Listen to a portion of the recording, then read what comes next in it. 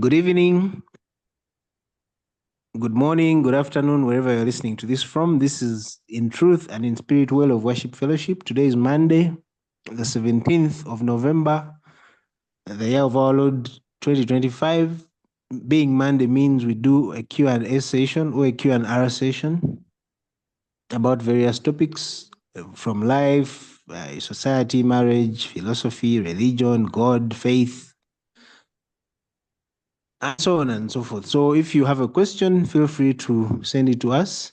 Better still, feel free to join in and and participate in this conversation. We don't ask for questions because we have all the answers. No, we just reveal what has been revealed to us, and then of course God continues guiding you into all truth, like the scripture says. So welcome aboard. Today is Monday, and we have quite an emotional topic. It's about how do you hold on when you're really tired of life, when you're at your wit's end, if I may. Okay, life has ups and downs. Life has seasons.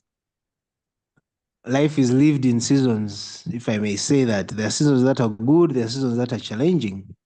There are hills, there are valleys, there are mountains in life. But what do you do when you feel like you can't hold on anymore? You can't do this thing called life anymore. That's what we're here to discuss. And of course, share. We're here to really share. What do you do when God doesn't make sense to you anymore? When you feel like this thing called life doesn't make sense? Of course, men are more prone to this, majorly because they share. At least that's the accusation. Men don't share. You die with your things. Women share. They have groups. They have niginas and things like that where they go to share, but men do not share. There are also other stereotypes like men do not cry. Others would argue men do cry, but not in public. Okay. Where do the men go when they have issues to deal with? And I'm kind of sticking to the men because they're the ones who are most affected by this problem. If you look at the statistics of the suicides worldwide, it's usually the men who commit suicide the most. Why? I was reading another interesting statistic. There tends to be more suicides on Monday morning than any other day of the week. Can you imagine? Is it because people are going into jobs they don't like or work they don't like? Is it because of this whole thing called survival? You have to get up, go to work, and after a weekend of probably resting, now you have to go to work on a Monday morning, and somehow you feel like I can't do this anymore. Okay, so most suicides, interestingly, are on Monday morning. I didn't know that. I found that quite interesting. So we are here to really ask ourselves, what do you do when you've pleaded to God, probably you've talked to somebody, and nothing seems to make sense anymore. Okay, we live in a generation where two words are thrown around casually. Mental health. When we say mental health, what are we even talking about? Okay. Sometimes it's just a label where I'm stressed, I'm depressed. What do those things all mean? Okay. Is it a generation of weaklings? Our forefathers went through war, through battles, through all sorts of inconveniences. Are we a generation that is just easily inconvenienced? By any slight pain is equated to stress. Oh, I'm stressed. We hear that a lot. I'm stressed. Or is it actually a real thing and I'm just downplaying it? Okay. So we are here to ask ourselves these questions. What does a man do? What does a woman do? This conversation might be heavy.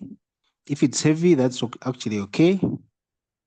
I must warn you that it's recorded for later, for posting to YouTube, for those who will not be able to make it here. So if you are sharing and you feel like something should remain confidential, please censor whatever you're submitting. Okay. But welcome once again. I have only gentlemen on the call. I hope we'll be joined by some ladies as we go along. Some rules as we go ahead. We speak honestly, but we don't attack or dismiss each other. I think we should not be dismissive. People's pain is pain. It's what they are going through. What we should probably do is to help them process that pain, because I think that's a necessary thing. Feeling pain is one thing, but knowing even how to process that pain or draw meaning from that pain is important. Okay. We listen with compassion. We don't have quick answers sometimes. Sometimes we do. Everything shared here stays here, yes, but I said we're going to record. So, yeah, but again, as you share, please feel free to censor. So let me start. Who do I? Peter, let me start with you since your microphone is on. Allow me. When you're at your lowest, what do you do in those moments? Do you go into your private room and cry? Do you pray? Do you call on to God? What do you do? Uh, I know I've caught you off guard, but try. know but let me begin like this. I think it all it all goes back to what really is the problem. We need to ask, because each and every one of us who has lived life, at least the greatest percentage of all of us here who have lived life, have been in such circumstances where we have contemplated taking our own lives or about all right. And uh, amongst the many things I can say, let me start like this: that it everything goes back to defining a problem, defining the problem. For example, and this definition of a problem might not necessarily be universal at first sight or at the first instance. It could be circumstantial. Every one of us, in the different circumstances, different situations, we are made to define a problem or the problem depending on where we are, who we are, and the time we are in. For example, somebody in our circle, for example, in education or rather in academics, somebody has been made to think that the PhD is the solution to their academic life. So somebody has defined a failure of completion of a PhD as the problem. In other words, should they fail to complete the PhD, they cannot live without it. Others who are in the circles of jobs and employment, somebody has defined their job as their life, and therefore it is their problem. And therefore working or being employed on that job is their solution. So, as others have defined their husbands, others have defined, you define your wife, you define your business, you define your children. So depending on how you have defined your problem, and here problem, I mean what you want to overcome or what you want to achieve. So it goes back there. Is that the problem? Every time I'm depressed, I need to go into my mind and reflect. Is it the problem? And if it's the problem, how come I'm concluding thus? What makes me conclude this is the problem? Okay, so I've given a mechanical solution to this, but whenever I'm in trouble, whenever I'm in danger, whenever I'm in a problem, I need to sit down and really ask, why is this a problem, by the way? Okay, I think we need to have that reflection. Okay, if I've been divorced, I cannot live in this shame. How is shame a problem, by the way? So we need to go there. So I think if the question is, how do I move on? amidst depression? Or, okay, why should I hold on to God, if that is the question? Is that the question, moderator? Yes, I wanted to hear what you personally do when you're in those moments. Are you telling us that you kind of sit down and analyze the perceived problem? Okay, I want to shudder at the concept analyze. Probably, I want to use reflect. Reflect. And one of my favorite songs is Count Your Blessings. Count Your Blessings is one of my favorite songs. I say, you know what? I'm failing to complete in time. And then I decide to say, but what blessings has God blessed me with? Okay, God has blessed me with this, with that, with that. Yeah, if this God has blessed me with this also I will overcome, or this also I shall go through. Okay, probably let me But not Peter, burn how you. easy is it to do that actually when you are feeling your lowest? How easy Yeah, is it to actually sit down and it is as easy and as difficult as having understood what my problem is. Our problem. That's why I wanted to go there. I don't want to philosophize, but to me, it is what is the problem? The problem is eternal death. The problem is eternal separation from my God. If this problem that has attacked me threatens my source of eternity, then it is a problem. One time when we were at IT's, I failed to understand Pastor White. There was series he started to teach, and probably I failed to understand him, and that became a threat. That became a threat to me. In fact, I lost it for almost a full year. For almost a full year. So to me, when the problem that has attacked me threatens my eternal place in the God I have understood, then that is a problem. The rest, probably I'm speaking because I've not come to a problem that takes me to contemplating suicide. But as for now, I usually go there. What is my problem? What is my problem? Is this the problem that?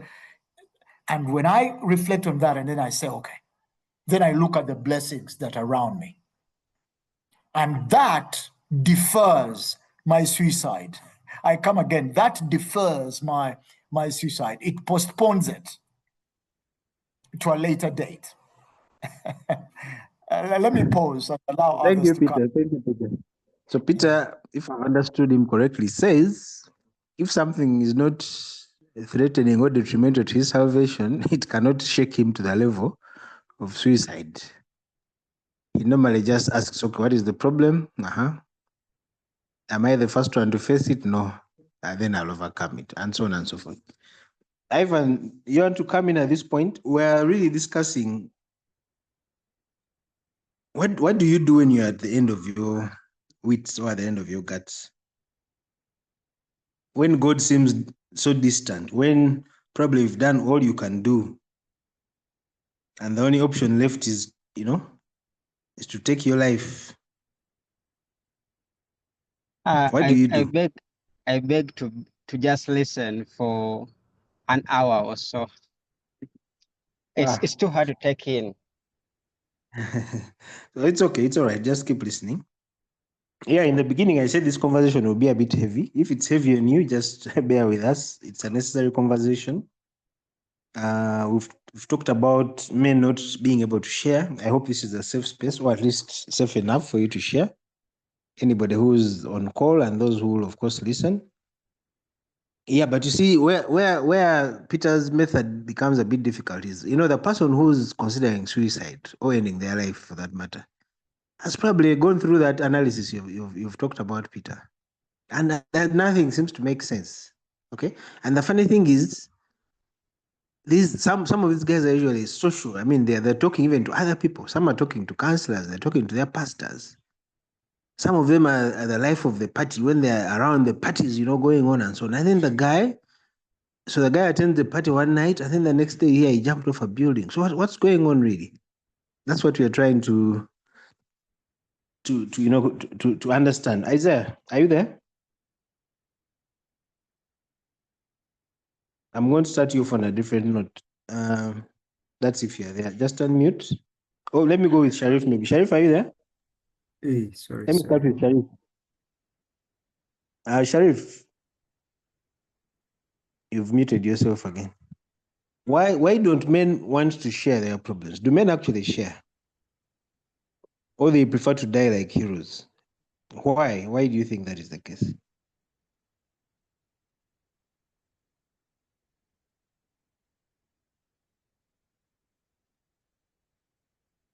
Sharif, I can't hear you. You keep muting and unmuting. I don't know. Okay. In the interest of time, let me go to Isaiah. I'm going to put you the same question to you, Isaiah. Why don't men like to share? Or do they actually share? Why don't men cry like women? When women have a problem, they cry, they share with a group of others, and then they feel better. Why don't men do the same? Let's start there.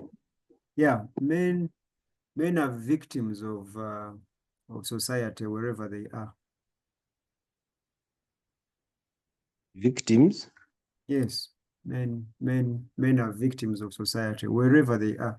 Internationally, men are victims. So you want to break that down. What does it mean to be a victim?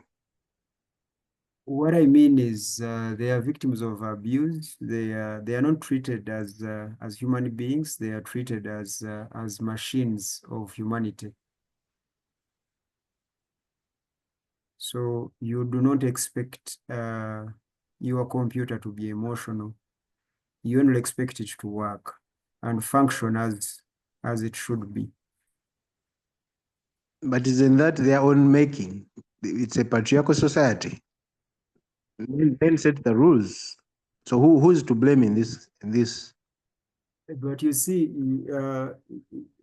not to drag this conversation, even the whole ideology of patriarchy was birthed in that victimization of a particular gender. Two human beings who have two legs and two hands. One is sent to fight a lion and face a lion, then the other one has to hide behind the other. Not because the woman cannot kill a lion, the woman can. But the attitude is that you are the man, you are the one with bigger muscles, you can still go and face that. So even that whole thing of patriarchy that you keep hiding behind is also a victimization for some reason. And I think maybe we'll have that discussion next time. But my point was because men are victims and they are treated like machines of humanity, their emotional struggles are not given attention, or at least equal attention, that we give to children and to women. And yet we have the same faculty of emotions like other human beings who are not us do have. So that is the first problem. That is why because men do not communicate their struggles, because then even when they communicate, they want to be understood. Instead, they will be judged to be weaklings. They will be judged to be failures. People will not look at their struggle. They'll just attack their ego and take away their manhood. So for a man to lose his manhood is to lose his life. So he rather dies a man than live as a detest to his community and his society. That is why women normally frown and cover and camouflage all our pain instead of expressing it, because we know not so many people will actually understand us. That's one. Two, because so much is banking and so many are banking on us. So it is difficult if you're driving a bus filled with people to tell them that, by the way, ladies and gentlemen, I am going to faint in the next 2 minutes. And you are the driver. And you are the driver. Everyone will just curse you. You fool, you whatever. But you know, people faint. I've even tried and communicated, but you won't be forgiven. Why? Because you're the driver. So because we are drivers of our communities, our families, our nations, our industries, because we are the drivers, and so much is banking on us, we do not communicate. Just like my brother Rutembana has said that sometimes when you communicate your pain, they tell you, be a man. What they mean by that, be a machine. Don't be a human being like others. Be a machine. Like I told you, a laptop cannot complain that that I am heating up. No, it will just continue functioning until it blows. Why? Because we men have been treated, and it is a stereotype, it is a victimization. We have been treated and appreciated like the machines of humanity.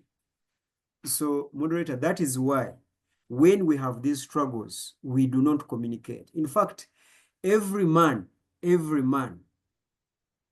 who has built his home, and I don't care whether you've built your home or you are renting like all other men, all men want that space in their house where they can be alone. And that space, we normally call it my office, my desk. You see, my reading desk. But we are not there to read only. Sometimes we open the book, but we are not reading. We are cave. Yeah? We call it a man cave. A man cave. We are deflecting these audiences so that they don't see us struggling. Sometimes you open a book and you have a handkerchief to clean the tears that are dropping in your book that you're reading. You're hiding behind the book, but you're crying because you are struggling. There's that struggle that you're going through. You can't tell your children. You can't tell your wife. You can't tell your parents, you see.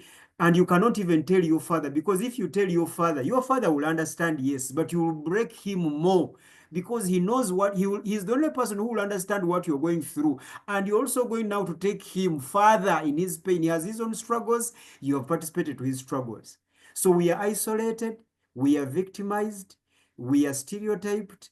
So that is why we do not communicate. What do we do, moderator? What do we do? Can I tell you exactly. what we do? Yes. What we do, we go into that man cave, if you have one. And majority men, because of the information and the awareness they have about life, something I'll come back to later. Because of that information they have, some make those decisions. From that man cave, you find a man, he has hanged in his office because it was too much on him. So we like dying like heroes, like we have been celebrated in life. So we die with that honor. All men want to die with honor. And sometimes suicide is the death.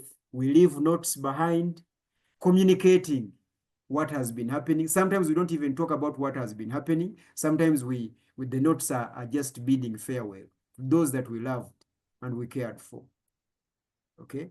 Now, what others do, they now tune to drugs. They go to drugs. They do drugs, etc. Others go into video gaming, etc. Then others go into bars. Now, I am a Christian. I do not take alcohol. And I do not take alcohol because of my Christian beliefs. No, it is a personal choice. I don't take alcohol. But I can assure you, it is, I am sorry to say this, I know Christians are going to get on my neck. It is okay to let your man, your father, go to the bar. It is very okay. Because a bar is 75% one and the same with the church. Yeah. Yes. For a man, If you Explain. if you get a man active in a bar and get him active in the church, you are equally running healthy male psychologies.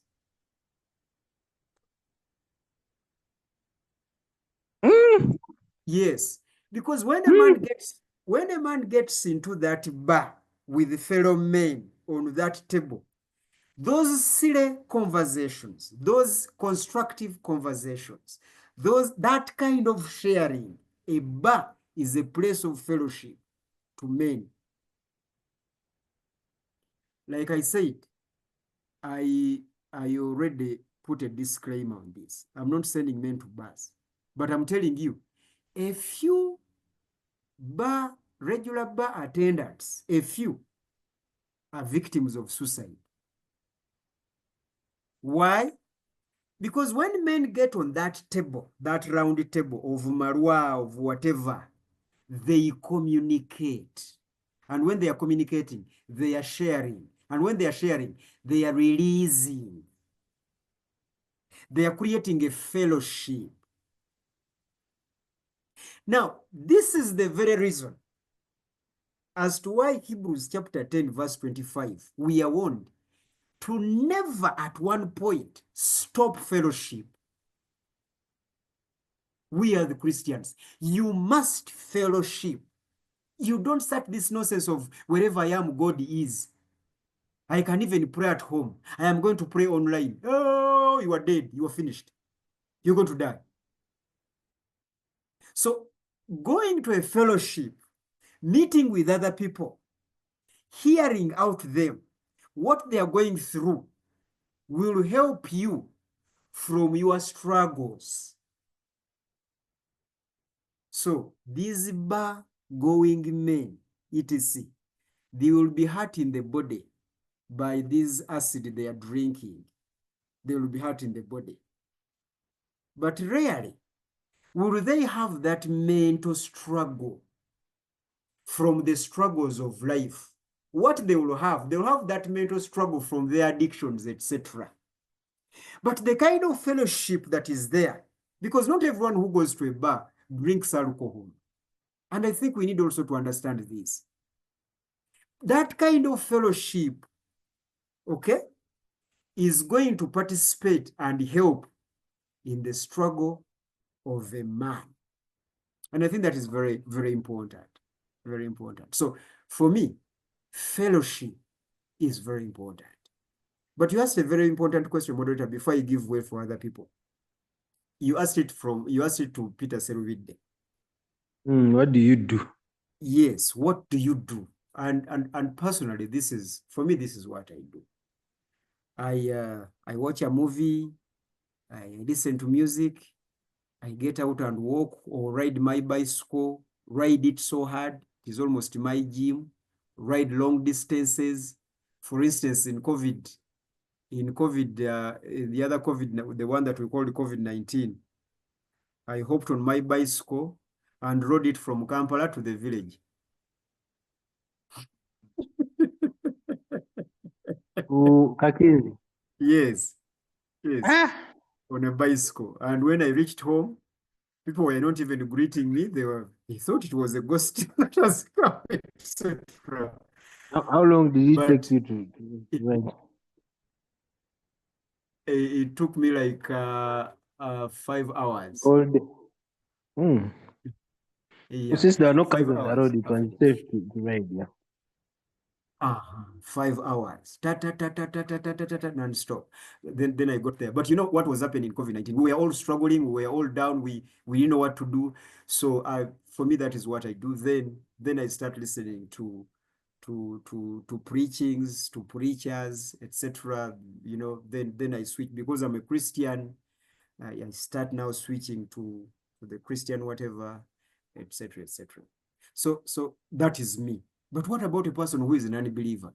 Because there are people who do not believe. Okay? Or what about a person who believes in a God that endorses actually suicide? Because there are men who believe in gods that endorse that kind of solution. You see, that is also a problem. So the kind of God you believe is also very important. But moderator, finally, the most important thing. And I think this is what Professor Serubide was struggling with. And for me, I wouldn't start from where Professor Serubide started from. Because Professor Serubide said, what is the problem? Do you have the right definition of the problem? For me, that is not where I start from. I start from this angle. Do you know the right definition of life? Do you know what The right life definition of life. of life? Do you know what life is? Because you see, you are in life and you are struggling and you're planning to take life. And the reason that's why you're planning to take life is to save your life.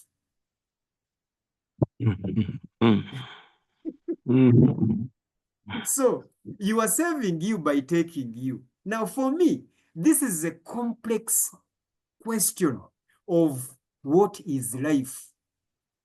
And I normally tell people here, you guys who have stayed with me longer, you actually you remember that I've always said this. If I met God, I have only one request to make to God in his omniscience. I do not understand all he's not only wise, but his wisdom itself, but I do not understand his wisdom in bringing people to planet Earth without an orientation. People should be given a fresher course. Yes, people should be given a fresher course before they come to planet Earth. When I see newborn babies and when I look at my children, I see freshers who are ignorant of where we are. And I wonder about what God was thinking sending these creatures. That's why they have parents. That's maybe that is his arrangement. But that arrangement is not enough. Why? Because the parents that you have, they're also struggling. They also don't know why they are here. So you run into the hands. So this is why we encourage these kinds of fellowships. The definition of life, Mr. Moderator, we must think about it. Why? Because most of us are into something we do not understand. For example, you were raised by a very protective parent who solved all your problems. Now he's no more.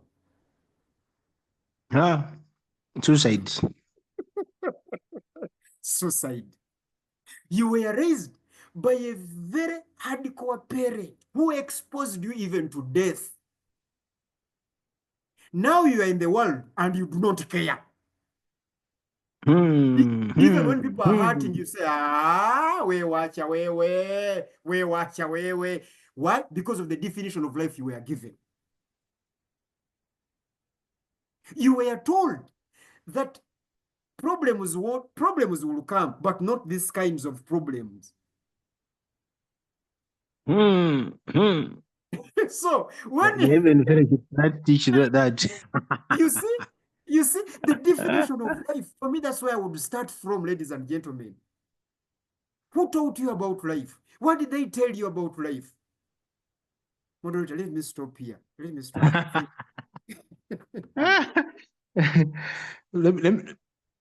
You're welcome.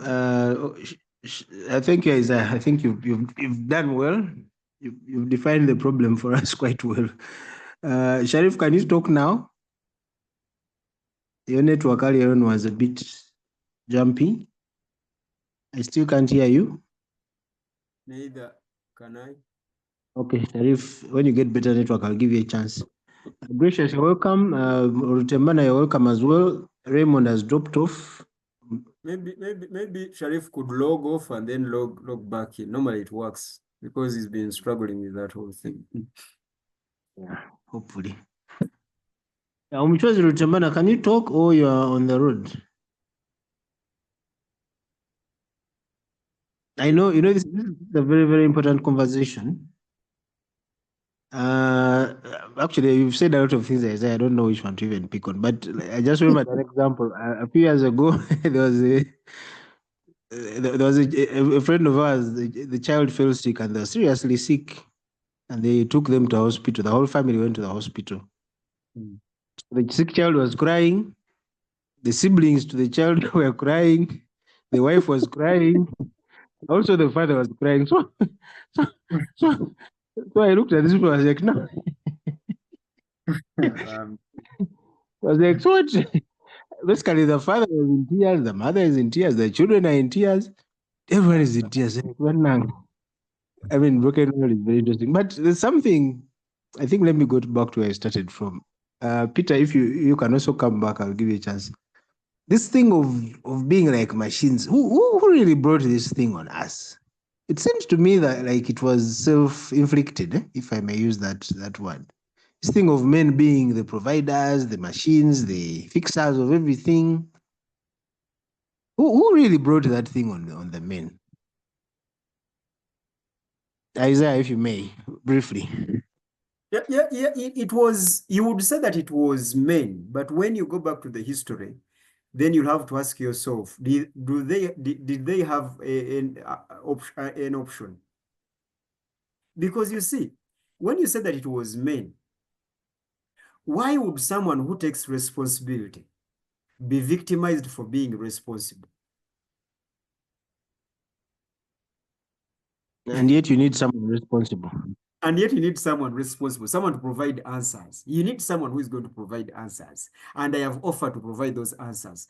But because I have always offered to provide the answers, I have now turned into a non-living thing. You cannot cry. You cannot say that I am weak. You can't say that I have failed. Solution cannot cry. So when there is no food, no one is looking for food, they are looking at you. Then you run away from home. And you don't come back home until you have something. And they will be waiting for you. So you see, I wouldn't say that anyone brought that upon us men. Yes, we did. But did we have any option? Or is it something you would call a job hazard? You know, there are some hazards that come to you by nature of your job. So by nature of being the solutions in our society, are you saying those are like unexpected or unintended issues that come with it? I would agree that that is a job hazard. But why doesn't society now become the gears, protective gears for these job hazards for men? Has society become the protective gears for these hazards? No. It has actually become more hazardous than even the job hazards that men are going through. Look at this whole thing of the girl child. Look at how women are favored. Look at how scholarships are distributed, academic scholarships. Look at all that whole thing. They're providing a scholarship to a lady who is not even going to use it after graduation. Because after getting that PhD, she's going to get married. And the man will forbid her from working. And you deny the scholarship from the man. Why? The man will find his way.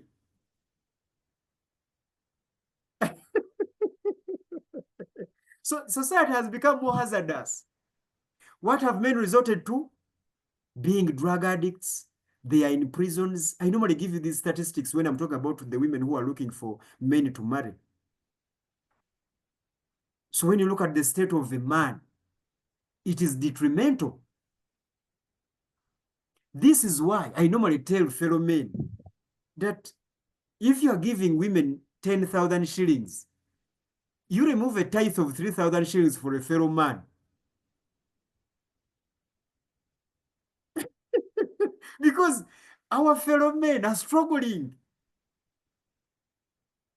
While these women are growing big bums, I'm not against women, but I am trying to demonstrate the danger on men. And this is why most of the suicides are chauvinistic in nature, male chauvinistic. Why? Is it because we don't have a brain? We do have, but we are against the problems and the world is against us. So it is not a fair fight.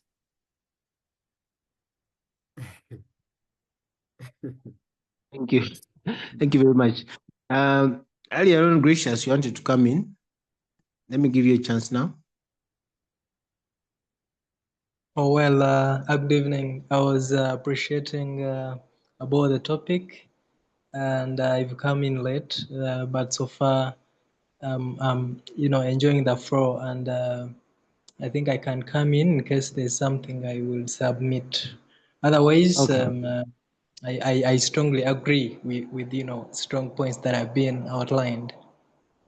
Thank you. Okay. Thank you, Gracious. Welcome. Yeah, the other issue will come back is the one of the church and the bar. Because attendance of bars is church attendance for men is normally 30%, and then the opposite for bars. Actually, the church attendance, population for men is normally like 30%, even not 20, and women 80%. In jail, it is the opposite. There are more men, of course, 80%, probably 90%, and then women 10%. Those are my unscientific statistics.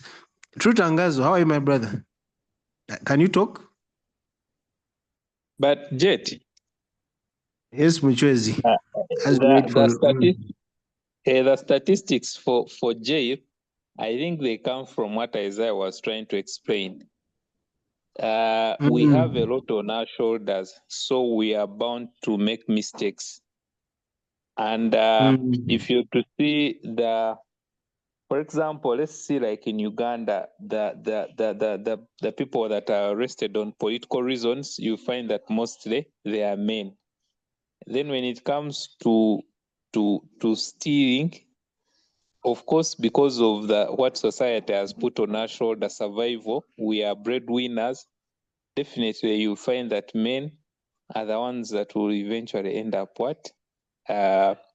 stealing to in order for their families to survive. Then also even on other cases of murder, because of the pressures of what the pressures that men go through on this earth, they are bound to commit those crimes. So what explains the numbers why most of them are in custody? Yeah, thank you, Muchwezi. True Tangazo cannot speak yet. Hopefully, probably. Peter, I want to bring you back. Are you in position to talk? Ojjawo bujulizi that I cannot speak. Naye omulala asobola okwogera. Namvewa Peter. Peter, how are you feeling about this topic so far? My goodness, I don't know. James? I don't know. No, but I want you to wash it. Yeah, but Yeah, but who is going to wash mine? I just... Moderator, can you mute Tangazo? I've muted True Tangazo. He's also chaotic. He's part of the other chaotic people we mentioned in the beginning. Peter, go ahead. yeah, I don't know whether I will You add anything. You seem very reflective right now, Peter. Yeah, Are you thinking about what you're thinking about? I've never known Peter to run out of words, It is well. like I said before, until one is in that situation, it becomes hard to determine or to establish what they would do, definitely. But as for now, like I've said, and I think like Pastor White rightly observes, the sociocultural pressures, the sociocultural preconceived ideas that we have been nurtured through. A man is like this, a man is like this, a woman is like this, a woman should, and then, like I've told you, the sociocultural and economic perceptions. Okay? You're 41, you don't have a plot of land, or you don't have a house, you're still in rent. you have defaulted for your rent for the last 4 months. You have children, school fees is on your back. You know, your marriage is unstable. Your work life is unstable. You know, there is a template. There is a social cultural template that has been set for you. You know, religion has done that. Right? Religion has done that. School has done that. Food and medical institutions have done that.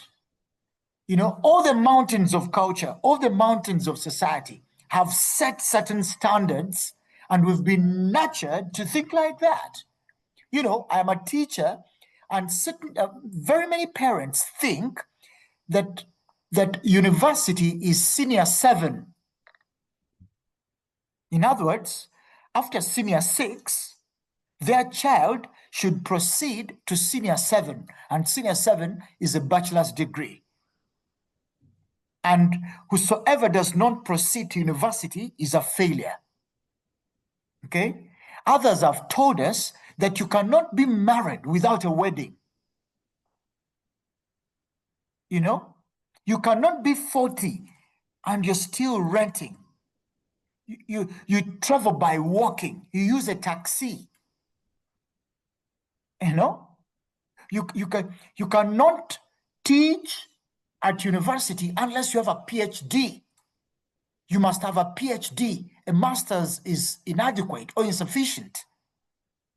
You know, you cannot be in school and do not have a first class or a first grade. You know, you cannot take tea without sugar. You cannot spend a month without milk. You cannot raise a child without diapers. You must buy diapers every day.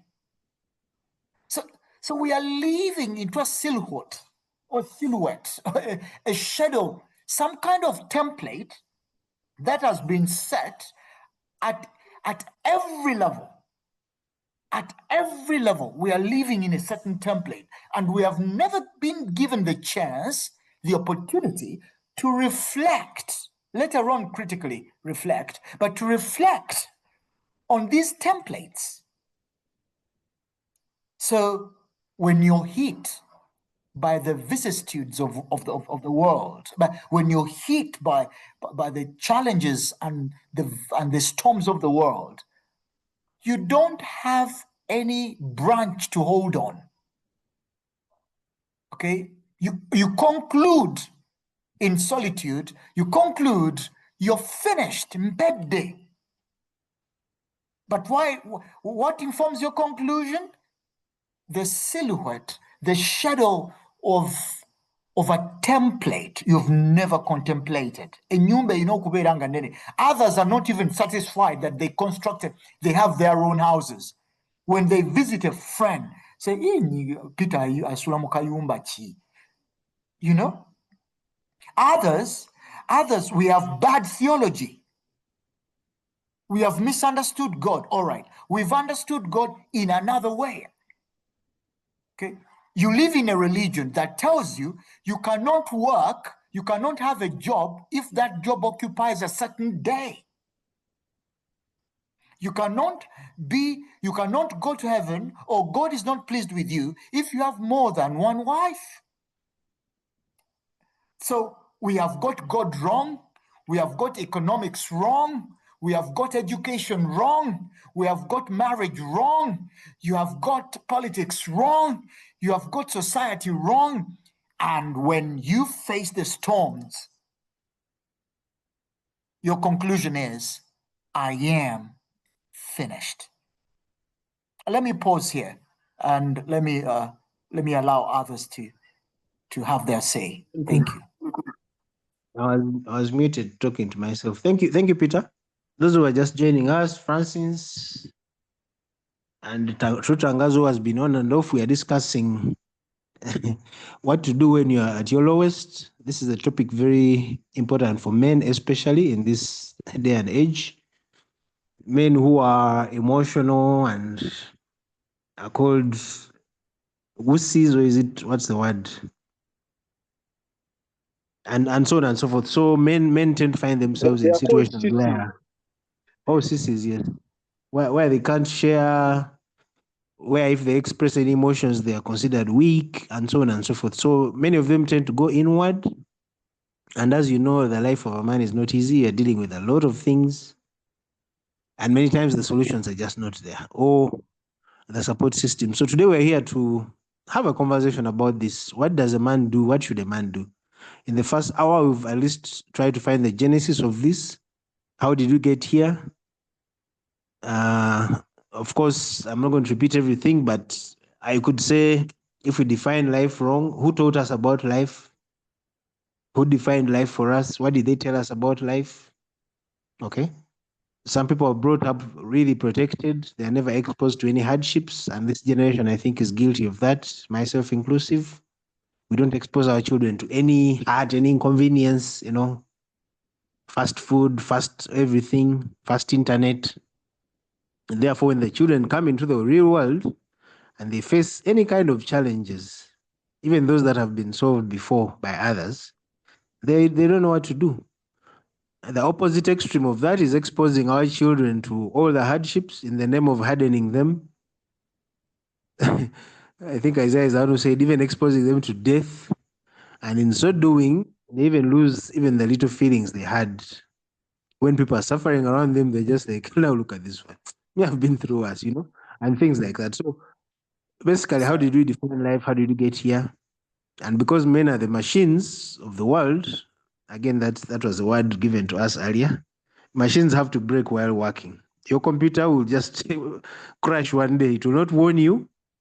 It will probably hit or slow down, but eventually it will just crash. It will never warn you. So is that what men are really here for? Is that all there is to men? Earlier on, I think Isaiah again brought a very important point about fellowships. Men do actually cry or probably share. They just don't share like women do. Men do cry, but they don't cry in public. They cry in their man caves or in their home offices or whatever those private places are called. When they sit around a pot of malwa, they are sharing, comparing notes. When they go to the bar, not necessarily to drink, they are having fellowship with other men. Now, unfortunately, these things have been demonized in our current society. Okay? Women, I don't want to attack women per se, but women kind of think all those things are not good for the men. So the woman will always say, you're always in the bar, you're always hanging out with the boys, and so on and so forth. At the end of the day, the man is left with nothing. He comes home, the children are probably watching TV on their gadgets, the wife is maybe busy with her series. The man is stuck at home, nothing to do. Anyway, so in the second part of this conversation, I want us to talk solutions. But before we go there, let me go up to True Tangazo. True Tangazo, do you want to submit? Just thank you. Good evening. Good evening. Mfuna clear. Yes. Yes, Chirunjo, commenting on the first segment. I think we are reaping what we have sowed. So, and I think it's good to work out, okay, what next? What can we do now? But I was telling guys, I think yesterday or Saturday, that miaka ngapi yasatwejideko, inevitably, tugenda kuripinga what we have sold as a country, Uganda. What have been toward comfortable with, and because we are seemingly benefiting, and there are people who are benefiting from the status quo and they're comfortable with the whole inconvenience and everything that is affecting others. For them, they're okay. But we are deceiving ourselves. In the next 20, 30 years, we will reap the fruit of what we have sowed. Our kids going to be at war with each other. There's going to be funny things. And some people are happy because they are happy currently, but they are very short-sighted. It's called myopia. And I think what I'm saying is that men sold this. They sold. Men wanted to be dominant. They wanted to domineer women. Men wanted to pass off as if they are things they were not. And like the Japanese saying is that in seeking pleasure from alcohol, man drank the drink. At first, man drank the drink. And when man enjoyed the drink and drank more, in the end, man was drunk by the drink. You understand that otandika okunywa omwenge gukuwoomera ne gukuwoomera gye bigwera nga guwoomedde nga gukunywedde ng'otamidde. That's where we get the idea of being drunk. But I think for them, they understand it that way. Nti, what we are seeing now, these are fruits. No one, we can blame society. Society does not put anything on us that we didn't set up. This is what we set up, and this is what we achieved. So men, fetugenda kaaba, fetukaaba in a generation emukaaba, but because this is what our forefathers set up. Balowooza baakabi, ne beefuula abaakabi, ne bateekawo ekifaananyi ekifu. And that's why you're facing, that's what you're facing. You're confused. You don't understand how you have these emotions that are real, but you're not supposed to bring them out. You're supposed to suppress them. Why? Because the men earlier decided to suppress them, and they put that before you. Now, when you try to bring them out, you're thought to be weak. You're thought to be emotional, musimanya feminine, all those stupid things. But as Isaiah said earlier, that we are human. All emotions, the whole range of emotions that God has given to what a human is supposed to be, we have. Male and female, He made them. Everything we have, okay? And women have. But men in the past chose to take that path because it looked cool. And some of the things you could say, we saw, like for example, the sexual fluidity we are seeing in the West and the moral nonsense we are seeing. It was sowed, these are seeds that were sowed a couple of years ago. So I'm saying what we see today, we are reaping from what our forefathers sowed. What does that mean? Inevitably, going forward, obviously,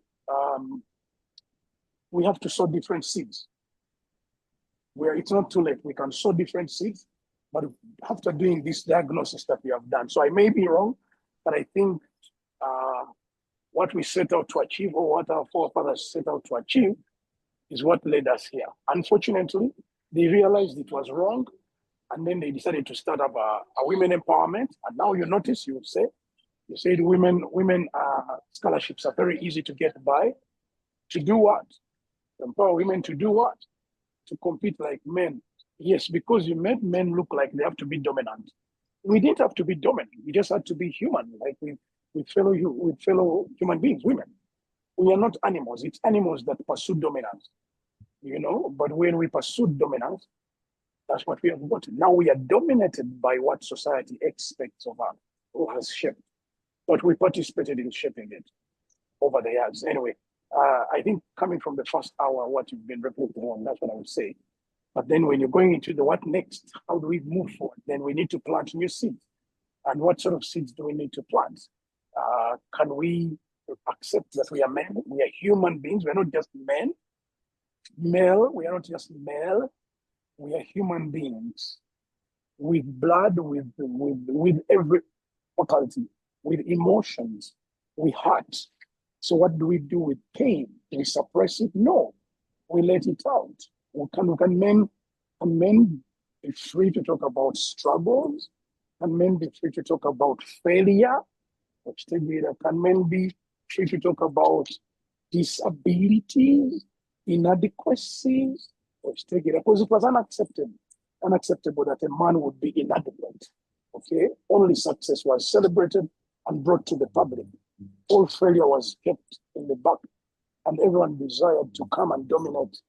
And so we continue to live like animals, survival for the fittest, those who can dominate. And that's how Uganda is. Okay, that's how I was telling guys. Zino nsigo zetusize kati. Nze nina abaana abato asinga obukulu ali 12.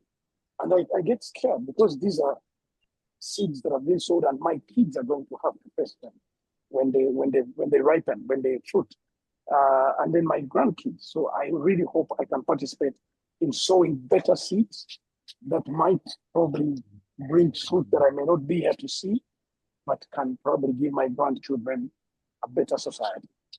I'll leave it at that for now. Thank you very much. Isaiah, let me come back to you. I want first to dwell on this bar church thing a little bit before we go to solutions. And probably we can also bring in the substance abuse. Because it looks like because men don't know how to cope with these challenges, probably because nobody told them about life, or they have nobody to talk to. Substance abuse is inevitable. So drugs, alcohol, cigarettes, tobacco, whatever. Women are not substances, but yes, that's usually side effect. Can you just briefly dwell on that? How a bar can actually be a good thing? Of course, we know church is also meant to be a good thing, but I want to go off the script a bit and talk about the bar. In what ways can it be a good thing for a man to hang out there? Okay. Now, okay. Let me start from this place.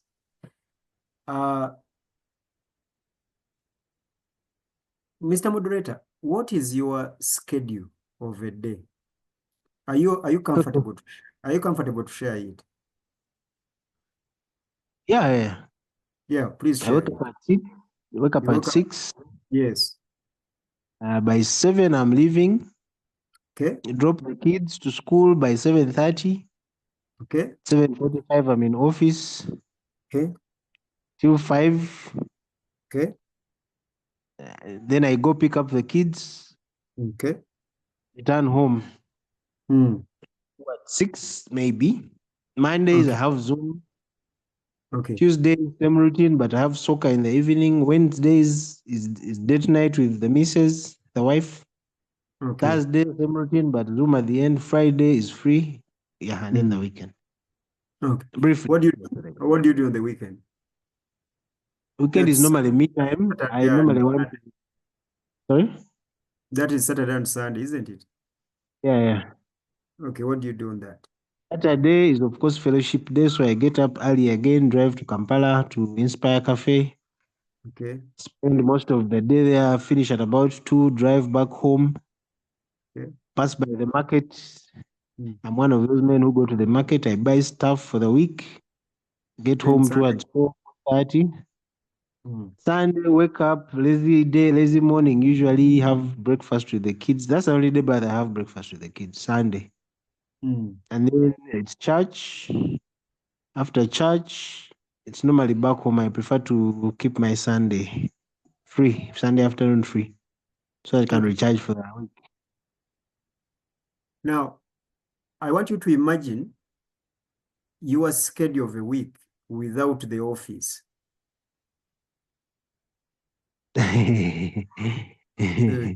Exactly. Exactly. Now, that is who we are. Now, only what you have told us is already a problem. You are strained. Why? Because you are not free, except only the 3 moments. 3 moments. The time that you play soccer, I don't know which day, I've forgotten the day. Tuesday evening. Tuesday evening is 2 hours. Those are 2 hours. Okay. Fine. Then the Saturday fellowship that you have, and then the Sunday fellowship. And I bet those are 2 fellowships that you are having in the weekend, but only one of them is useful to you. Now, they are men as a man. Yeah, yes, I'm telling you guys. Now, they are men who only have one fellowship that is not even useful to him as a man. But he's there because of the wife and the children.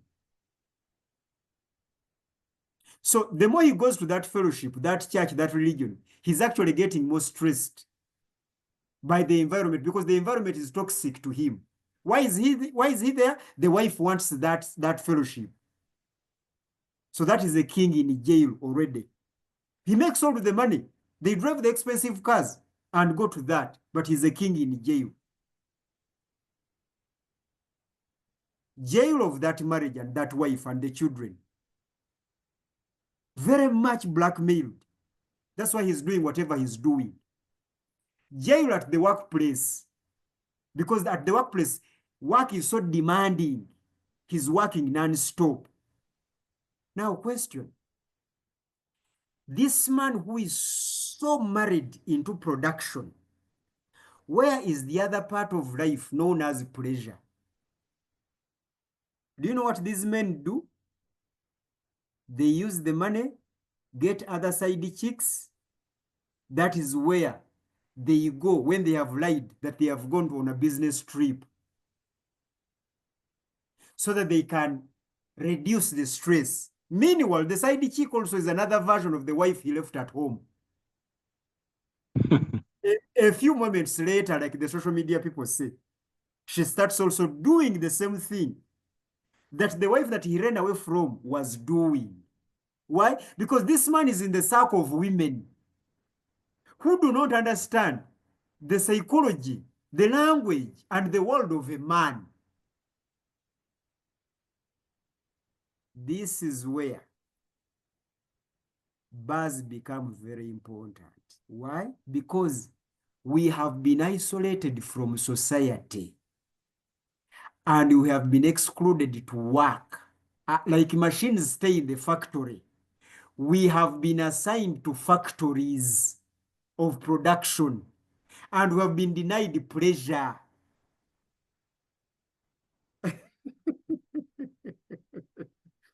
Now, and we have not only been denied pleasure, we have also been denied our kind. Let me tell you, my brother, and all of you who are listening to me, women have regular conversations and more and frequent conversations with fellow women. And these conversations they have are about life. Life altogether. These conversations that we call stupid by women are the healthy food for the psychology of a human being. Men do not have these conversations. We only talk to fellow men when we are demanding and owing them. We are explaining them and we are discussing business. It is only in places like bars when you have leisure talk. This is why, as a theologian, I am opposed to these settings of religious fellowships where liturgy is the order of the day. You have been in the liturgy of the professional world, the work. You jump into another liturgy of church. You can't say this, you can't say this, you can't say this, you can't be this, you can't sit like this, you can't say this. You are still a captive. But when you are in a bar, even when you want to fart, you fart. You need that. You need a place where they release you and you're free and you do not care. You need such a place. If you have attended a IT's fellowship and and you don't know who we are, you won't even believe that we are Christians. Isn't that true, Francis Rugorori? Because I'm asking the regulars at this fellowship. Very true. Actually, many people come there for the first time, they get shocked. Why?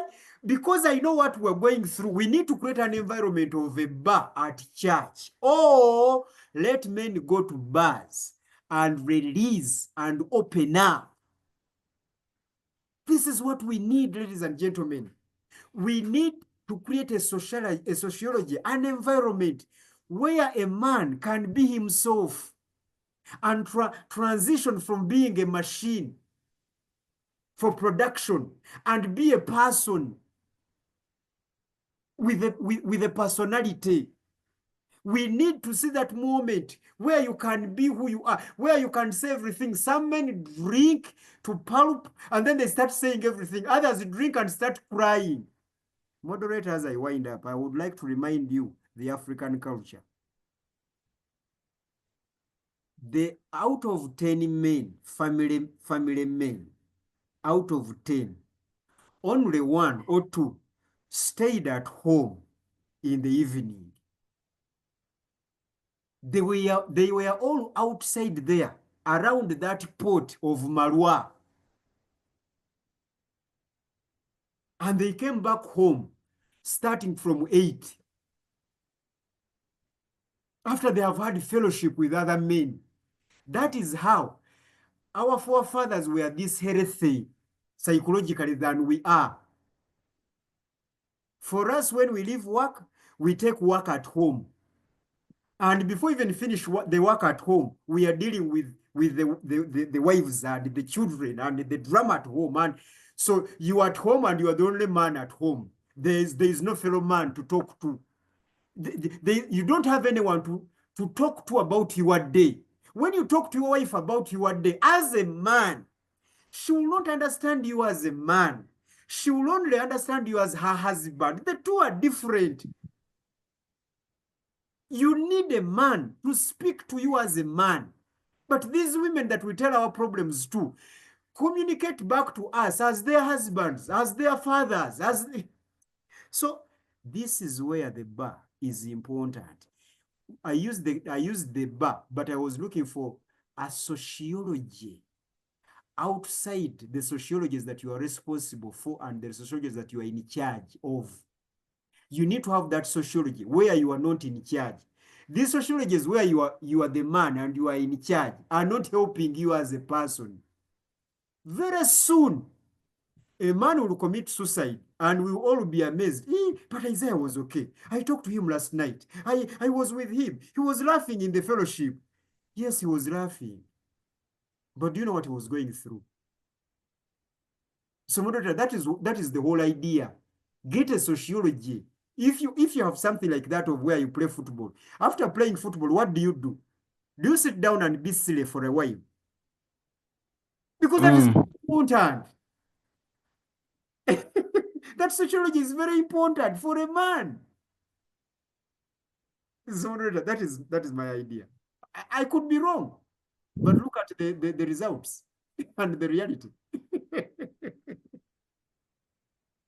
Okay, thank you. Let me just hear from the others. Now we're talking solutions. We're talking to that man who feels stuck, who feels like, life is meaningless, life is full of work, hustle. Because I think all people who commit suicide have tried to answer that question, what is the meaning of life? And the answer they're getting is life is meaningless. So, Francis, come in. Thank you very much. The solutions to being stuck and feeling life is meaningless. Not only that, but I'll go at a lower level because life becomes meaningless. So you feel stuck. It doesn't begin at that apex. It begins. The base of it are usually more mild situations whereby something is not working out, or an idea is stretching you, or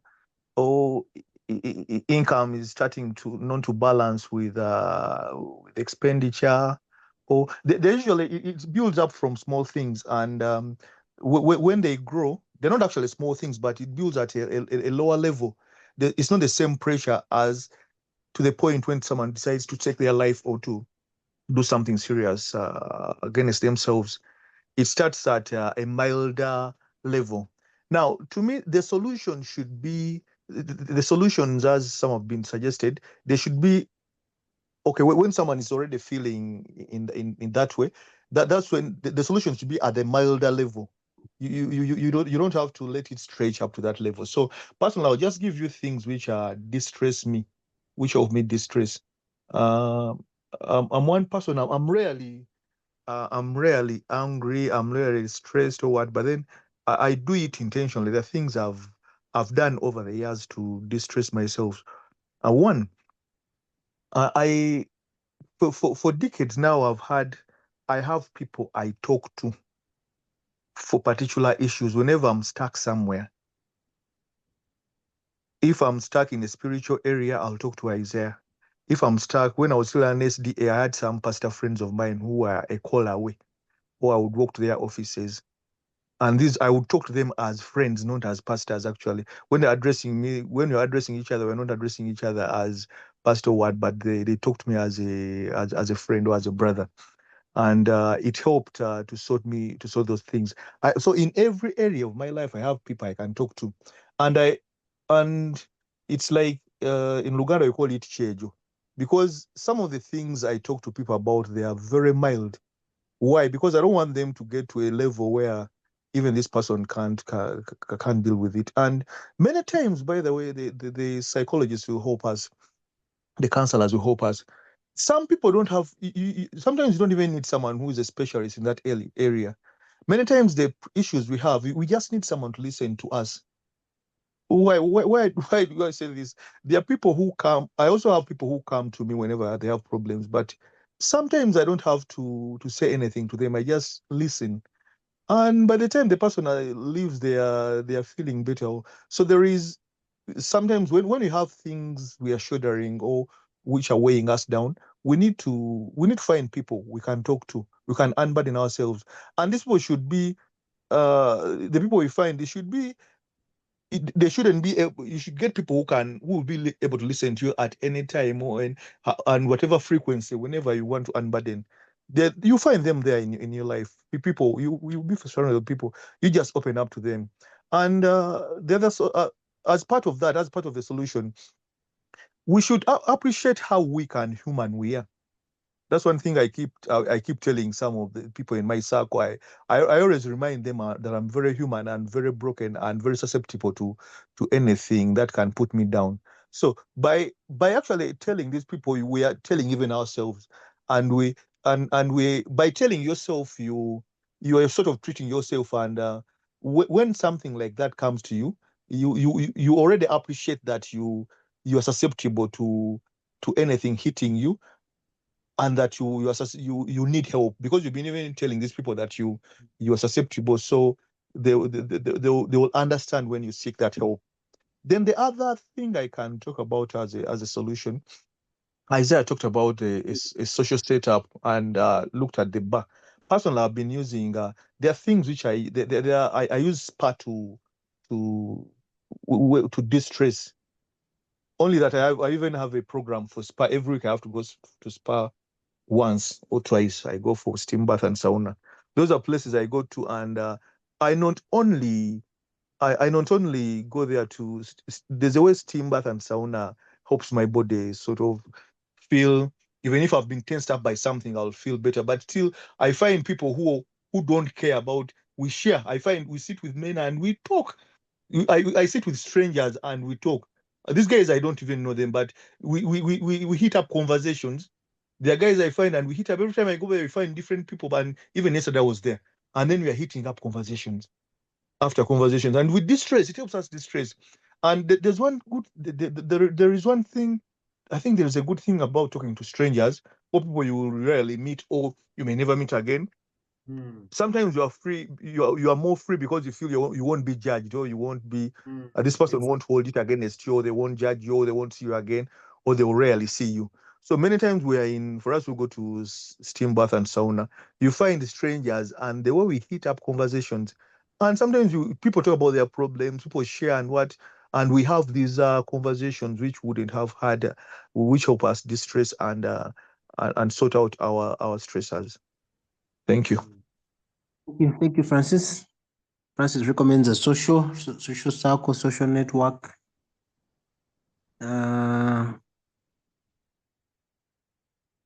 Gracious, what do you do personally? We're now trying to share personal experiences, but also solutions. If you know something that has worked for another or that has worked for you, please share it. Yeah, well, for my case, first of all, the social aspect is really important. At times I had, I think some 2 years ago plus, we could at times have a meeting point. You find your fellow colleagues, fellow doctors. We actually go to a certain bar, say on a Friday, and we are having some simple conversations. One who takes a beer is taking, another is taking a soda, another is taking water. But then you find that we, at the end of it all, we share challenges, and one gets shocked that you actually have at times similar challenges. By the time you leave the place, you're a different person. So I think it is important if one enjoys going at the beach and maybe meets people, it is quite important. The other thing I do is usually listening to music. Yeah, it has been helping me a lot. So I think it is very, very important to have time away from workplace. I don't know about other professionals, but in the medical side, for us actually, we work. Usually people work from Monday to Sunday, and you find if you don't create that kind of space, there's a way you forget that you're a human being, and then it is quite hard to explain to people that things are actually hard for me, because they expect you to actually counsel them as a medical personnel. They expect you to help them when they are stressed. Yeah, so basically I would say that. Thank you. Thank you. How comes none of you is mentioning church as a solution? Isn't church a sociology? Isn't it a community? Yeah, for me, church was for me some time ago. Until I started getting a few issues. I think should I say, I was being overcritical or something.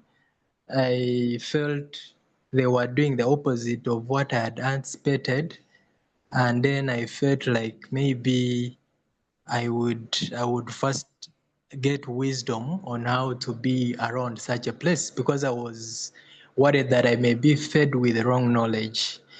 Okay, that was my fear. Thank you. Thank you, gracious. Trutangazu.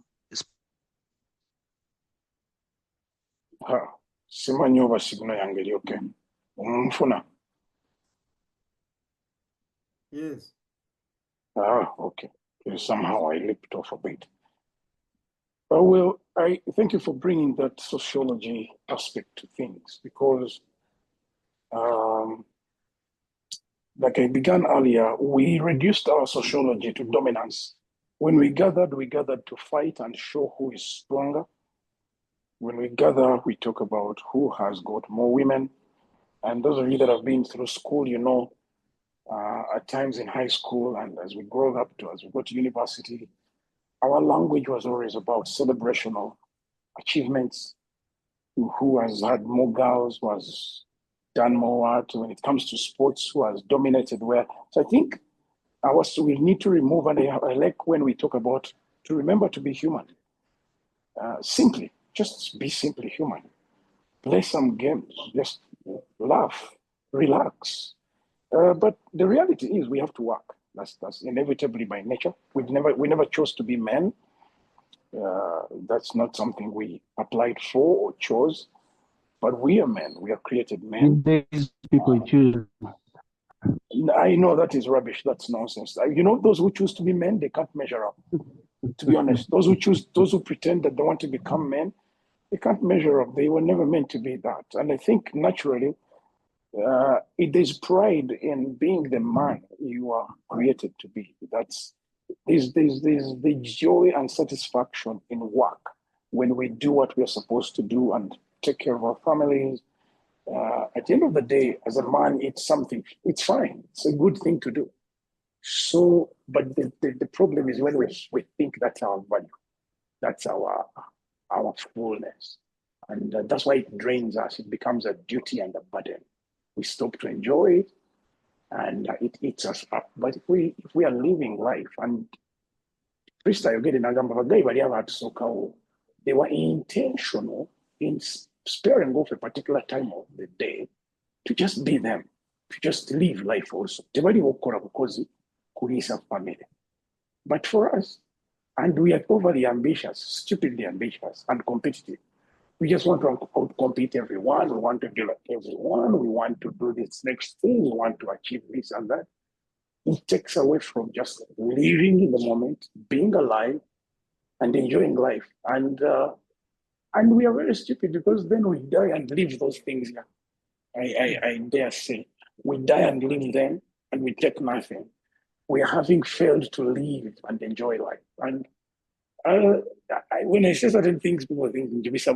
Ninzi nkiri wakani nkola ki ningenda kufamu nengamba bateye nsolo netukola babik. Nengamba bagayi gwe kwata atwala kino because I want us to Only enjoy. Okay, exactly. But the idea is that life has to be lived now. If you think you're going to live it tomorrow, ogenda lwala, ogenda fa, ogenda bireka wate abantu tebamanyi kukozesa bintu byoleseewo. They're just going to tear them apart, fight for them, enjoy them, waste them. And if we remember that we not fight, to live fully, because we are going to die. If we don't, because if we work as if we're going to be here forever, it's okay to work. And that's what I said earlier. It should be gratifying as a man to wake up in the morning, go work, earn a living, take care of your family. But that shouldn't be your entire value as a man. Sometimes you will fail. It's okay, you're not the first one to fail. Sometimes you will succeed so much. Calm down, you're not the first one to succeed so much. But just live life. Go to the grave having lived them to the full. Go to the grave having lived. Look at your field ngolese kalina bajibanjako ne sente nga tulina kyonyumiddwa. It's not us, and I think kitumaze because we are competing with people who obonga bamu tebamanyi na value ya bulamu. So I think ideally we need to first rediscover what's my value as Raymond, what's my purpose, kiki ekimala nze nemba happy. We reduce that nonsense of competition. We reduce the conversations on achievements only, okay, and competition, okay. Anyway, I think I need to get off for a bit. But that's what I would say. And I said earlier, we need to sow the right seeds for the next generation. We need to model for our kids. Abazadde bapapa modeling nti we no kola. Musajja tabeera wakana azanya n'abaana n'aseka. Nonsense. Ani anazanya nabo? Ani anabasomesa that life has to be lived. That's why they have the wrong model, and that cycle continues. We are inheriting something that our grandparents sowed, our dads gave to us, and our kids can be different if we can model something different. I'm on, but I may not be able to speak. It's all right. Thank you. Much appreciated. Actually, I thought you'd speak about the church community, but now that you're off, Isaiah, you start with that. How can a church community, a fellowship of believers, be helpful in this matter for a man or even a woman struggling in this area? The church community is the best sociology of all other sociologies if it is the church. If it is the church, what do you mean if it is the church? We wake up every day, every Sunday we go to a church. So what do you mean you wake up every Sunday, every Saturday, and every Friday and go to institutions, businesses of particular cliques and organizations. You're calling our churches businesses? Yes, you go to institutions that institutionalize you. That's where you go. You don't go to the church. And when you get there, there are arrangements for your children, arrangements for women, arrangements for elders, arrangements, and these are just pretense and hypocrisy. They are not going to help you. So you are not going to the church, you are going to institutions. But the church is the best sociology that you will ever be. That is why, actually, Gracious made a very poignant point. He said that, well, I was going to the church until I had issues. That language is worldwide.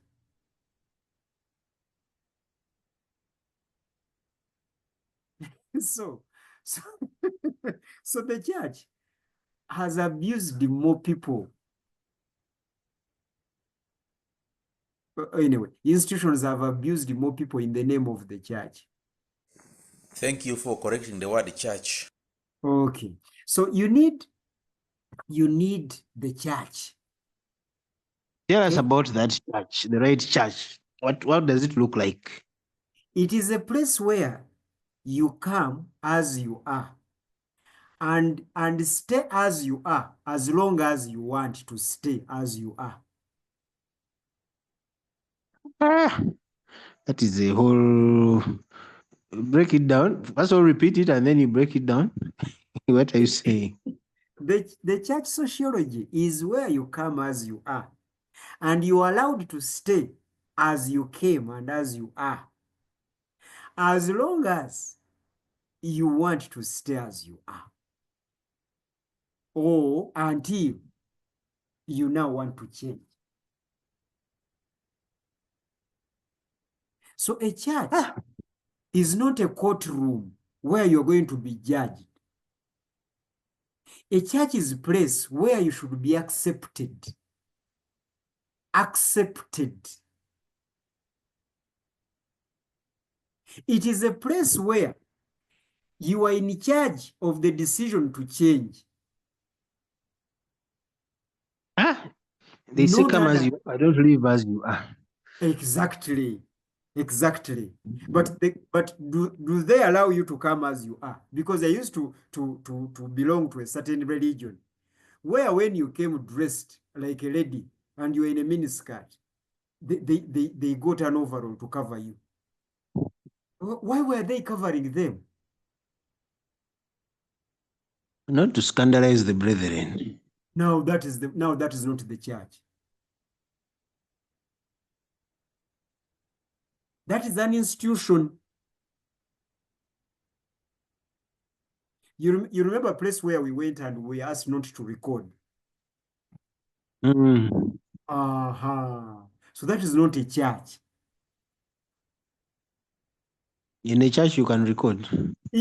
So in church, you can. We need. Look at the way this Jesus that we preach in our churches. Look at the way he received people and he created sociologies and environments for people. Look at that guy. What was he doing?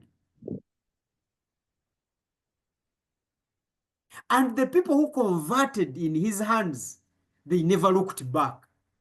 Do you know why? Because it is them that converted to Jesus. It is not Jesus who converted them to him. Do you guys understand? The problem, I don't know English. There is no any language I speak fluently. That's my problem. The things running in my head, I cannot even put them in language. Gentlemen, all the people that encountered Jesus Christ in the New Testament, they were not converted by Jesus Christ. They converted themselves to Jesus Christ. That is why they never looked back. They're even willing to die for their own convictions, not for the convictions of Jesus Christ. Their own convictions about this Jesus Christ, they are willing to die for those convictions. Why? Because they were in charge of their conversion. They were not promised anything. They sat with Jesus Christ and discussed matters. The woman at the well, no one could sit with that prostitute in a public place like at the well. He sat with that bitch.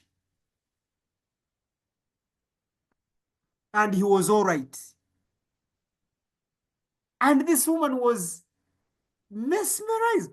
How can this Jewish young man sit with me and hold a conversation with me?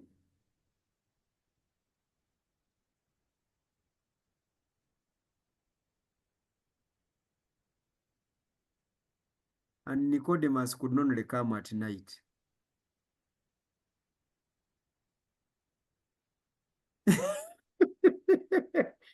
Nicodemus, the institutional leader, could only come at night to meet Jesus. And Jesus said, okay, that's okay. You guys are the night guys. You're the night dancers. Let's dance then.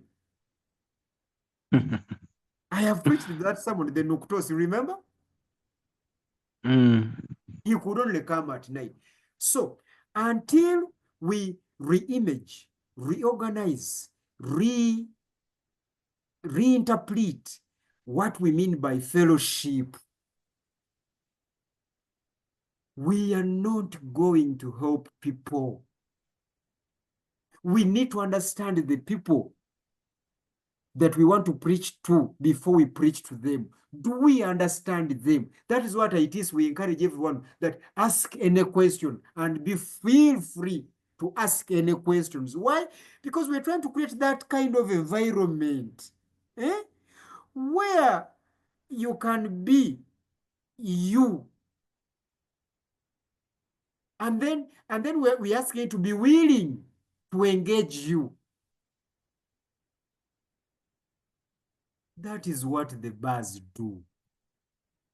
So when I was talking about a bar, I was not sending people to the bar. I was talking about the environment, the sociology, the reception. Give that to people, and then you'll get to understand them. But our churches are very liturgical. And it is this liturgy that actually becomes offensive to the people, and they stumble and get offended on Christ. Why? Because we have institutionally packaged Jesus, and yet Jesus actually transcends all these boxes that we fix him into. So the church is the best. Why? Because the church is going to address your body, physical body. The church is going to address your mental health, and will be addressing it with reality. Reality. The church is going to address your spiritual being. That is the church for you. But do we have the church? No, we have institutions. This is why churches are shutting down all over. And then these other cults that are being flocked with people are being indoctrinated. That's why they are flocking. Hinduism is packed, indoctrination. Islam is growing every day, indoctrination. They're not giving them reality. They're giving them false hopes and false confidences. We have circumcised you. We have even given you a dress code. Now you are sure you are okay. You even have brothers. Whoever dresses like you is your brother. But deep down, they are empty. They are empty. When you talk to them, you feel emptiness. But they are encouraged. They are wearing a rosary. I am a Catholic. So these are institutions indoctrinating people and giving them false confidences and hopes. The same applies to the bars. When you go and drink yourself silly, when that alcohol goes off, you go back to the pain. The only thing you can do is to run back to the bar every evening. So we are left with the alternative of the church. Because only that sociology is going to address all your problems from a very objective standpoint. But do we have those churches? Do we have those fellowships? Do we at least have these AAs, these anonymous meetings where you go and meet strangers in a circle and discuss these things? Because that's how a fellowship at church should be. Moderator, things are not good. Thank you. Thank you. Thank you very much. We have about 8 minutes to go. I just want to... Oh, Sandra, thank you for joining. You joined late. I hope you listen to the recording and you catch up with the other discussion. Let me just get some closing remarks. And what do I like to say about the topic? What do you personally do when you are stressed?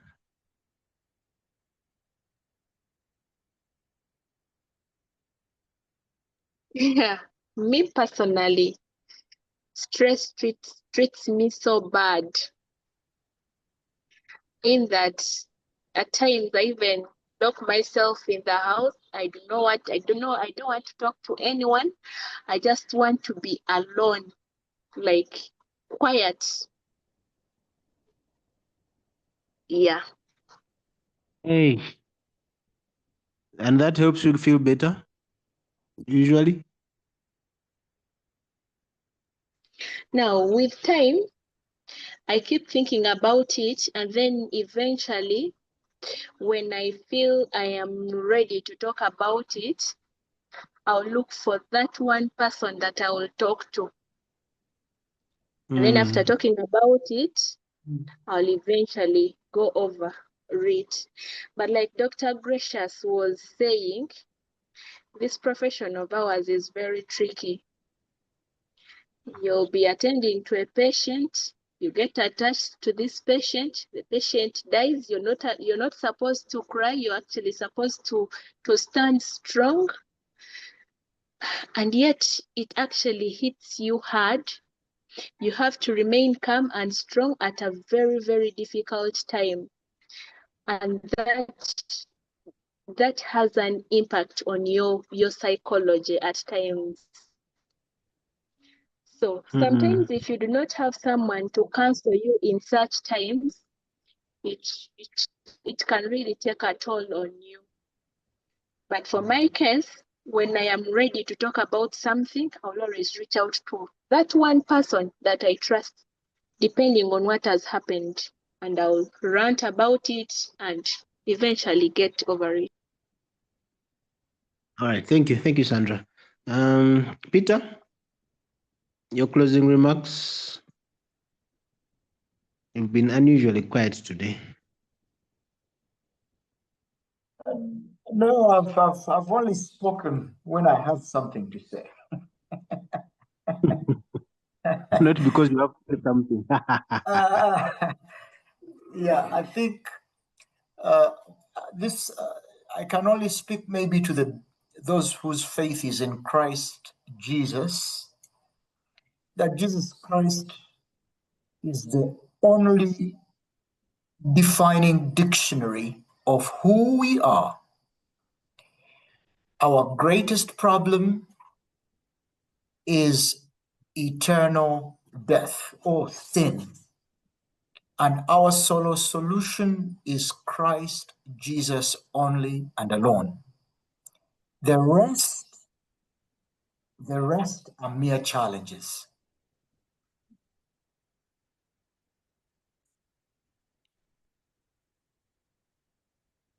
Thank you, Peter. Francis, your parting shot?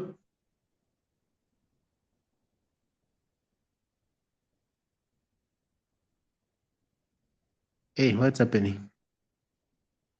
Okay, Gracious.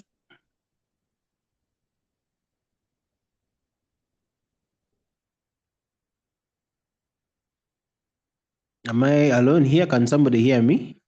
I can hear you. I can hear you if you can. We're left alone here.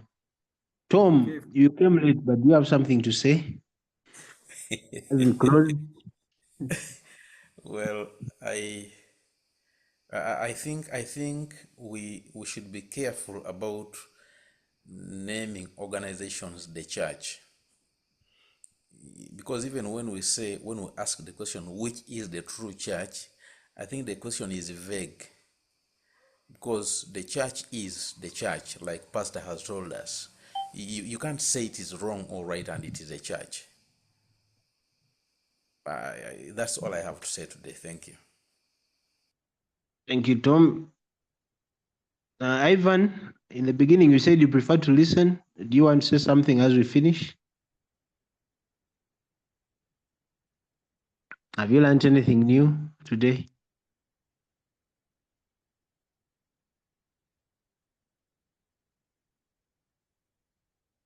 Okay, Ivan is a listening post. But Isaiah, do you want to say something, or you've already said all you wanted as we finish? I just only want to remind us that we need to review our definition of what life is. Because when you get life wrong, you are likely to get the decision to live as in L-I-V or live as in L-E-A-V-E wrong.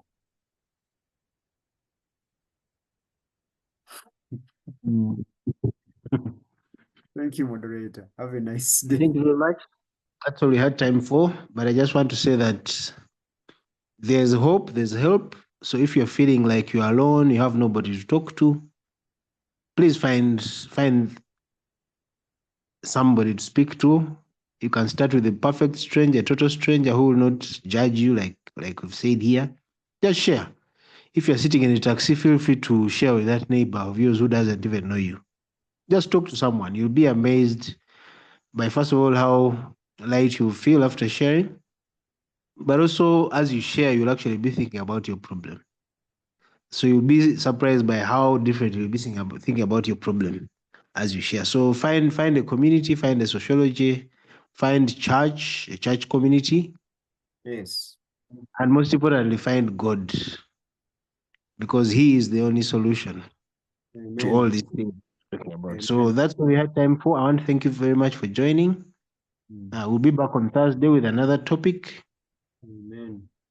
May God bless you and keep you, and may He shine His light on you until Amen. meet Bye. again. Bye-bye.